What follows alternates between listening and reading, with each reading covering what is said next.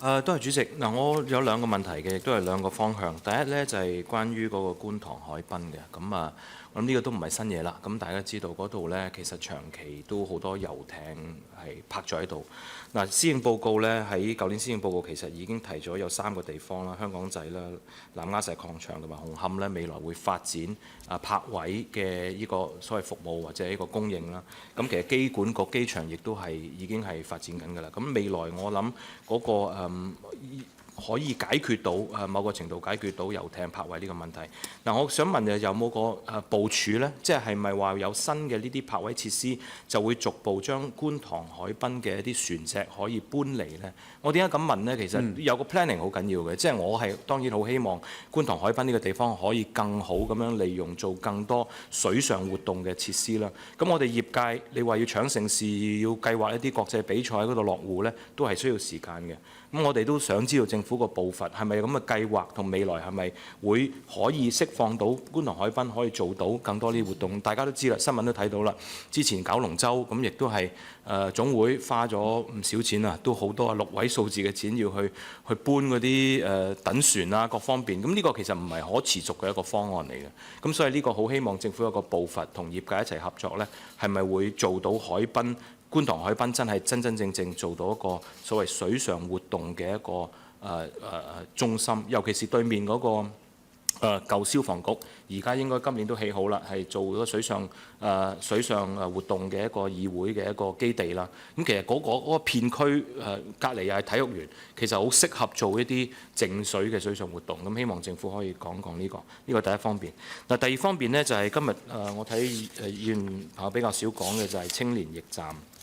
咁啊，我知個 Policy Bureau 其實喺民青局嘅，咁呢個清晰嘅。咁但係都可以提啲意見。嗱，我首先申報利益先，我係一個德天社會企業嘅創辦人，亦都係大灣區共同家園青年公益基金嘅副主席。咁我哋呢兩個機構都有寫信去支持佢哋今次去投標嘅。咁但係我哋唔係營運者，我哋係支持佢哋啫。咁所以先利益申報。咁但係睇到青年驛站呢，我覺得係非常好，因為香港作為中外文化藝術交流中心，係需要更多嘅機會或者住宿嘅地方呢，係邀請外地、境內、境外嘅藝術家咧嚟到香港去做長時間交流。以往呢個成本太貴，因為住酒店各方面係俾唔起嘅。咁而家有青年驛站係可控嘅成本呢，我覺得呢方面嘅工作係非常之大。嗱，第一樣嘢呢，可唔可以嗱？呢個就係同文體旅遊有關啦。未來可以主動協調一啲機構，例如我之前同 APA 傾，APA 而家我知道局方呢係有補貼俾佢哋，譬如內地嚟嘅學生係俾佢哋一啲住宿補貼，因為 APA 冇地方住啊，咁喺外邊租房。咁係咪可以引流係呢啲咁嘅地方，可以去到青年驛站做到一啲更好嘅一啲安排呢？咁譬如九大咁樣，你可以有啲鼓勵嘅措施，係俾佢哋多啲邀請國際嘅一啲藝術家嚟到香港，咁一條龍幫佢去諗埋服務，咁佢哋有少啲嘢做，咁其實亦都可以更多喺文體旅局個角度嚟講，推動到更多呢個所謂中外交流嘅一啲工作啦。第二就係年齡嗰度，我希望可以寬鬆啦。我知道而家係50-50嘅，咁大部分50係要40歲以下。我明白嗰個初心，咁但係有時你知，譬如體育團體、文化團體，佢有可能幾個人有超齡啊，或者運動員嘅教練又係超過40，咁呢啲希望有個彈性喺度，唔好一刀切，就係50-50就唔俾住啦咁樣。即係我希望係以嗰個結果為本啦。第三呢，我都聽一啲意見呢，因為時間真係好急啊。知民青局局長都提到話10月要營運啦。咁我諗盡快 hand over 呢個係緊要嘅。咁但係細節上呢，都好多嘢未定到，就係因為我會睇嗰呢個係其實好大個園區嚟嘅，佢唔係淨係一個驛站，佢係一個園區嘅概念。咁你要青年人入到去，佢有個園區嘅氛圍，要好開心、好輕鬆，有個好文化氣息呢。其實可能要局方嘅一啲彈性，例如咩呢？會唔會擺到一啲譬如貨櫃啊、餐車啊，一啲地方可以俾到佢哋可能小型嘅貨櫃嘅 black box 啊、黑盒啊咁樣？呢啲可能係要喺嗰個政策上呢，有更多寬鬆同埋考慮。咁餐飲裏邊解唔解決到呢？係咪全部都要出去食嘢呢？或者裏邊會唔會有啲餐飲設施簡單嘅可以俾到佢呢？呢個可能牽涉消防啊各方面嘅嘢啦，牌照啊嘢。咁我希望可以主動政府同而家已經即係營運者呢，可以早啲去磋商，因為呢啲都係做到個氛圍，令到大家係開心。包括細到話會唔會有啲譬如可以裏邊我唔知嚇，即係我喺度諗嘅年輕人中意攞啲滑板、電動滑板喺園區裏邊自己可以去行走啊！即係呢啲當然街就唔得啦嚇，街有條例做唔到。咁喺園區裏邊可唔可以做到呢？咁呢啲嘢就係正正就係青年人喜歡嘅氛圍。咁我希望可以即係喺個政策上呢，係可以幫到佢哋係做得真係一個所謂青年驛站、青年生活嘅區域，令到係呢個 project 或者呢個項目係做得更加好，好嘛？多謝主席。好啊，局長，呢個文件真係有詳細講青年驛站，睇下有冇回應。多謝主席，多謝霍議員嘅問題。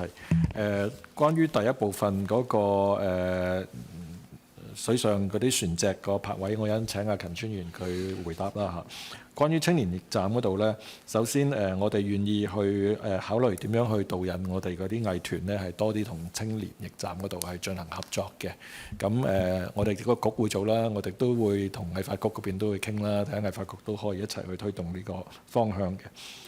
年齡限制同埋咧嗰個後勤支援，即係包括入邊係咪可以提供一啲餐飲嘅服務啊等等咧？呢個我哋會同即係民政及青年事務局嗰邊反映嘅嚇，因為個政策嗰度就係佢哋嘅啦嚇。咁我諗佢哋會同意嘅嚇，因為大家都係希望用好呢一個地方啦，同埋係令到我哋入到去呢個青年驛站嗰度進行交流嘅嗰啲青年人呢，係覺得呢一個係佢哋中意嘅地方，同埋喺呢度呢，係佢哋有機會係有一啲新嘅火花嚇，有一啲新嘅靈感嘅地方。咁所以其實係需要照顧好嚇佢哋嗰個支援嘅服務嘅，包括餐飲啊，或者係佢哋出行啊。頭先講到係咪用滑板車啊等等啊，呢啲其實係需要諗嘅，同意嘅嚇。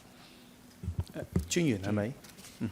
多謝霍議員咧。咁就住喺觀塘海濱推動呢一個嘅即係水上嘅活動同埋運動咧，呢個方向咧，亦都我哋起動辦即係起動九龍東辦事處咧，我哋都係喺呢一方面，我哋都係好覺得係啱嘅，係一個好適合嘅地方推動呢一個嘅海上嘅運動。咁但係就住因為喺而家個情況裏面咧，都有一啲現有嘅避風塘啦。咁其實就住霍議員講嗰個問題咧，其實之前喺小組委員會都有討論過。咁海事處嘅即係話俾我哋聽咧，都有要配合唔同持份者嘅需要啦。咁就住如果我哋嚟緊有一啲新嘅船嘅停泊嘅設施，係咪有個契機俾我哋再睇下，係咪會有一啲嘅調配咧？咁我相信咧，呢一個都係一個可以睇嘅地方嚟嘅。咁我會將即係霍議員嘅意見啦，都係帶翻去俾即係相關嘅政策局啦，包括咧呢一個運輸物流局。咁我相信咧都會喺呢個方向咧，大家即係可以有一個嘅睇下個情況係點樣再做得更加好嘅。